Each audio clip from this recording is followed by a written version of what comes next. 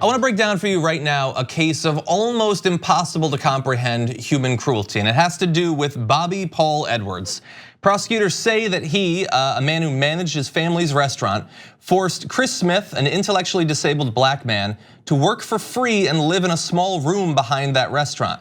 Court documents show that Edwards physically abused Smith for at least 17 years, including whipping him with a belt, beating him with pots and pans, and burning him with hot grease. Chris Smith started at the restaurant when he was only 12 years old, but later when Edwards took over as manager, he decided to stop paying Smith, saying that instead he was keeping the pay in an account that Smith could not access.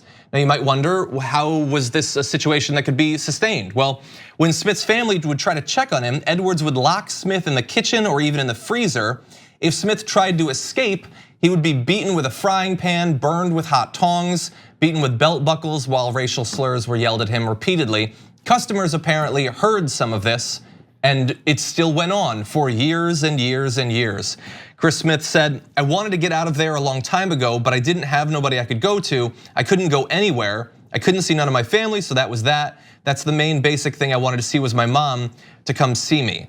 And so after all of this was revealed and all of it was proven, Edwards was sentenced to 10 years. And he's gonna have to pay some money in restitution.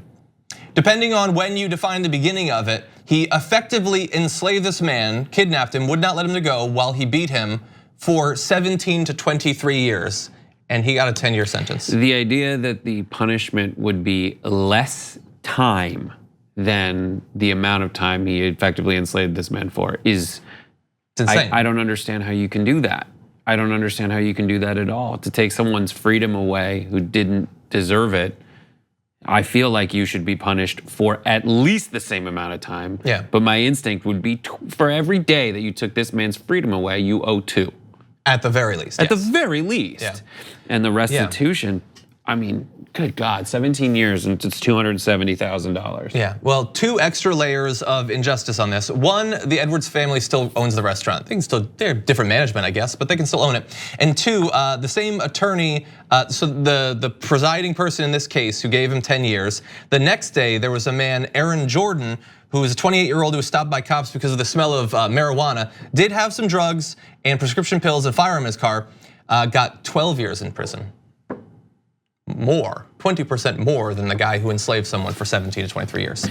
Crazy how the justice system works. So this is as much justice as we have come to expect in this sort of situation, but hopefully in the future, this will be the aberration that it should be now.